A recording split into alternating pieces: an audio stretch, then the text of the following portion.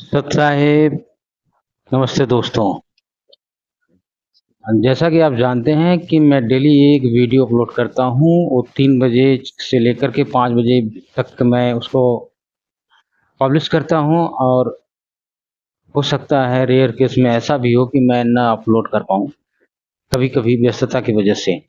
तो इसी के कड़ी में मैं एक बढ़िया वीडियो आपके लिए आज फिर मैं लेकर आया हूं। बहुत ज़बरदस्त है और बहुत ही ज्ञान से भरपूर वीडियो है। आप इस पर लगे रहिए लगातार, बिना स्किप किए इसको पूरा का पूरा वीडियो आप ज़रूर देखें।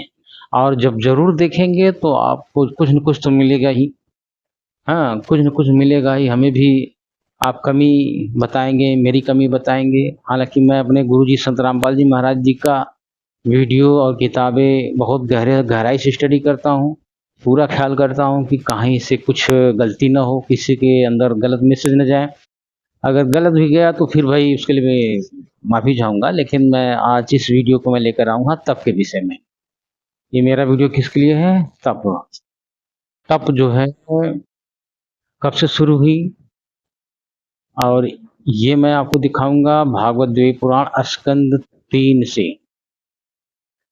ये तप जो है वेद नहीं उत्पन्न हुआ था। वेद तो कहाँ मिला था? समुद्र मंथन से। समुद्र मंथन से वेद भी निकला था। उस वेद को निकलने से पहले ही सबसे पहले ब्रह्मा जी की उत्पत्ति हुई। वेद कुछ नहीं था। अब ब्रह्मा जी को उत्पन्न करने वाला कौन थे? ब्रह्म, काल भगवान। इनको कमल के फूल पर उसने प्रकट किया। तो इनको इस बात की खबर नहीं हुई कि मैं कहाँ से आ गया, कैसे आ गया। और लेकिन ऐसा सोच ही रहे थे कि उसके बाद फिर ऊपर से काल ब्रह्म ने आकाशवाणी किया कि तप करो, तप करो। तो देखिए, अभी ये ब्रह्मा जी ही हैं, न तो विष्णु जी उत्पन्न हुए हैं, न शिव जी उत्पन्न हुए हैं, न तो जो है समुद्र मंथन हुआ है, न तो अन्य देवी देवता है, कोई नहीं है। तो अभी उसके बाद ही तप करो का आदेश इनको प्राप्त होता है और ब्रह्मा जी तप करना शुरू कर देते हैं। यानी तप जो है कब से शुरू है? सबसे पहले जो साधनाएं उधनाएं करते हैं उसमें तप जो है इस तरह से जो करते हैं वो क्या है? सबसे पहले तो वो तप जो है उस काल ब्रह्म ने वहां पर कहा और ब्रह्मा जी से तप करवाया। ये मैं दिखाना चाहता हूँ और चलिए मैं पढ़कर आपको दिखा देता हूँ। फिर उसके बाद फिर मैं बताऊंगा कि ये जो ब्रह्म है जब गीता का ज्ञान देने लगा, इसने कहा कि तप जो है करने वाले क्या हैं? आसुरी स्वभाव के हैं। समझ रहे हैं ना? तो मैं ये दिखाना चाह रहा हूँ कि ये जो ब्रह्म है, काल भगवान है, गीता में जो कहा कि आसुरी स्वभाव वाले हैं और इधर ब्रह्मा जी से तप करवाया। तो अब जो है कि दोनों में से किसको माना जाए? क्या वहाँ वो गलत ब्रह्मा जी को मिसगाइड किया या फिर गीता में मिसगाइड कर रहा है? तो इसके लिए क्या करते हैं कि जो सच्चिदानंद घन ब्रह्म की वाणी है, पूर्ण ब्रह्म, उनकी वाणी से वेरिफिकेशन किया जाता है। तो वेरिफिकेशन करने पता चलता है कि सच्चिदानंद घन ब्रह्म ने भी मना किया है, तप करने से मना किया है। ठीक है, तो यानी गीता का जो ज्ञान इसने बताया वो सही है। और जो ब्रह्मा जी को इसने कहा तप करो तप करो, वो शास्त्र विरुद्ध ने पूजा इसने वहां बताया। यानी ये भी भ्रमित करता है। सही विज्ञान दिया तो ये भ्रमित भी करता है। सारे प्राणियों को इसी तरह से ये अपना जाल में फैलाए रखता है, इसलिए काल ब्रह्म कहते हैं इसको। तो अब मैं आपको सुना देता हूँ। आइए मैं सुना देता हूँ आपको, पढ़ करके सुनाऊंगा।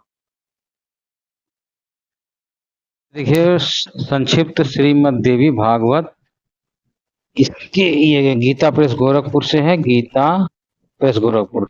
अब हम इसके पेज नंबर ले चलते हैं आपको। इसके स्कंद तीसरा देख रहे हैं ना, ये इसके यहाँ पर लेकर चलते हैं हम। तो संख्या 130।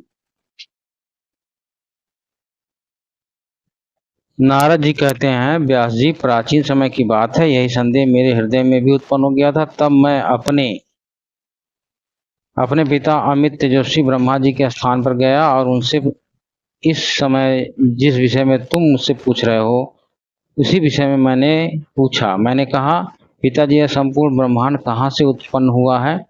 विभो आपने सम्यक प्रकार से इसकी रचना की है अथवा विष्णु इस विश्व के रचयिता हैं, यह शंकर या शंकर ने इसकी सृष्टि की है। ये कौन पूछ रहा था? ये नारद जी पूछ रहे थे ब्रह्मा जी से। तो ब्रह्मा जी क्या उत्तर देते हैं, देखिए। इस प्रकार मेरे प्रश्न करने पर लोक पितामह ब्रह्मा जी मुझसे कहने लगे। ब्रह्मा जी ने कहा, बेटा मैं इस प्रश्न का क्या उत्तर दूं? यह प्रश्न बड़ा ही जटिल है। ठीक है ना, बड़ा ही जटिल है। महाभाग, तुम भगवान विष्णु से इसका समुचित समाधान पा सकते हो। यानी ब्रह्मा जी को भी क्लियर नहीं है कि सृष्टि कौन उत्पन्न किया, कैसे उत्पन्न किया। फिर भी ये बताने लगे। देखिए कुछ बता रहे हैं, पूर्व काल में सर्वत्र जल ही जल था। तो ये जो बता रहे हैं, ये अपने जब ये प्रकट कमल के फूल पर आए तो इनको जो दिखाई दिया, जो समझे, वो बताने लगे। तो क्या बता रहा है? पूर्व काल में सर्वत्र जल ही जल था, स्थावर जंगम जितने प्राणी हैं इनमें कोई भी नहीं थे। तब कमल से मेरी उत्पत्ति हुई। उस समय मुझे सूर्य, चंद्रमा, वृक्ष तथा पर्वत कोई भी दिखाई नहीं पड़े। मैं कमल की, ये देखिए, कर्णिका पर बैठकर विचार करने लगा, इस अगाध जल में मैं कैसे उत्पन्न हो गया, कौन मेरा रक्षक है तथा प्रलय काल में सृष्टि एवं संहार करने वाले कौन विशिष्ट पुरुष हैं। ठीक है, ये कंफ्यूज है अभी। अब देखिए आगे क्या। ये विचार करके मैं जल में उतरा, 1000 वर्ष पृथ्वी का अन्वेषण करता रहा। इस पर भी मुझे उस जल का कहीं और छोर नहीं मिला। इतने में आकाशवाणी हुई, तप करो तप करो। तब मैंने तपस्या आरंभ कर दी। कमल पर बैठे ही 1000 वर्ष तक मैं तप करता रहा। फिर उसी समय सृष्टि करो, ऐसी आकाशवाणी सुनाई पड़ी, जिसे सुनकर मैं बड़े आश्चर्य पड़ गया। सोचा कि किसकी सृष्टि करूं अथवा मेरा क्या कर्तव्य है। इसका मतलब आपने समझा कि सृष्टि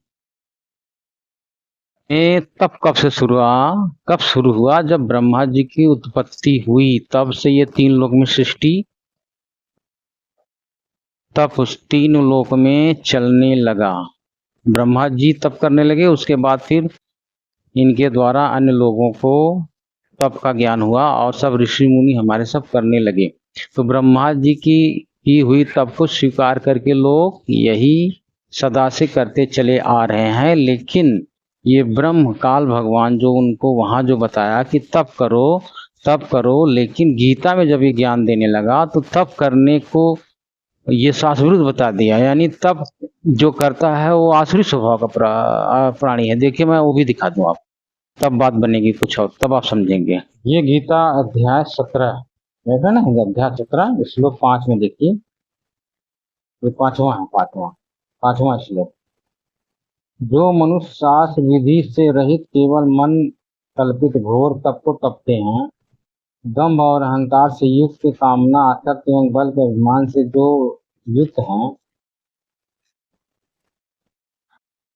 फिर अगला श्लोक, शरीर रूप से स्थित भूत समुदाय को और अंतःकरण में स्थित मुख्य परमात्मा को भी कृष्ण करने वाले हैं, उन अज्ञानियों को आसुर स्वभाव वाले जान। ये तप करने वाले को ये आसुर स्वभाव वाला कह रहा है। देखिए आसुर स्वभाव, ये तप करने वाले। तो ये जगह तो फिर अब का मतलब क्या हुआ? गीता में ये कुछ और बता रहा है, तप करने वालों को आसुर स्वभाव वाला बता रहा है। और उधर ब्रह्मा जी से तप करवाया सबसे पहले, वेद आने से पहले। और वेद का ज्ञान इसने जब दिया तो वहाँ विधान नहीं है तप का। इस तरह से घोर तप करना उसमें भी मना है। यानी जो अब ये विधान बताया तो ये सही है कि जो ब्रह्मा जी को कहा वो सही है। ब्रह्मा जी को जो बताया उसकी बात माने कि यहाँ गीता की बात माने? अब दो विरोधाभास बात हो गई। और लोग जो है क्या किए कि गीता को नहीं पढ़े। अब वो ऋषि मुनि जो है यही पढ़ते रहे, यही पुराण पढ़े, और ब्रह्मा जी जो कर रहे थे वही करने लगे। और जब ब्रह्मा जी अब यही सब करते करते आज भी कर रहे हैं, कोई सुनने को तैयार नहीं है। शास्त्र विरुद्ध है, आसुर स्वभाव वाले हैं। अभी इनकी सदगति नहीं होगी, समझे ना। जन्म मृत्यु से इससे छुटकारा नहीं होगा। जैसे दुर्वासा ऋषि थे, चूणक ऋषि थे, और बहुत से सभी अधिकतर ऋषि थे जो ऐसे करते थे। कुछ सिद्धियाँ आ गई, पावर आ गई, अब विस्फोट करते रहे, श्राप देते रहे, किसी को आशीर्वाद देकर फिर स्वाहा, खत्म। तो मोक्ष नहीं होता इससे। तो ये शास्त्र विरुद्ध है, इसको ऐसे तप नहीं करते हठ योग को, जैसे बैठ जाओ एक जगह, इस तरह थोड़ी करना है। तप भी है परमात्मा के विधान में, वो सहज तप होता है, वो अलग तप होता है, वो सच्चिदानंद घन की वाणी में निहित है, यानी कबीर परमेश्वर की वाणी में निहित है, तब वो उनकी अपना विधान है। तो हमें और उनके विधान को ही काल ने बता रखा है, कुछ परसेंट 5% अपना बताया है, तो इसकी बात नहीं माननी। तो कुछ पूरा आइडिया समझ में आया? देखो आप कमेंट करना तो पूरा वीडियो ठीक से देख करके खूब समझने के बाद ही कमेंट करना। अब बिना देखे उल्टा पुल्टा करोगे तो हम कमेंट रिमूव कर देंगे। अब वाणी और आपकी जो शब्द आप अच्छे से सुना नहीं करोगे तभी कमेंट आपका रहने नहीं देंगे, आप रिमूव हो जाएगा तुरंत। ठीक है, आप कमेंट खूब ज़्यादा करो, खूब प्रश्न करो, कोई दिक्कत नहीं। खाली आप भाषा अपनी ठीक से रखना, सम्मानपूर्वक जैसे रखना चाहिए आम आदमी, बस। बाकी आप प्रश्न चाहे जितना करो। ठीक है सत साहेब।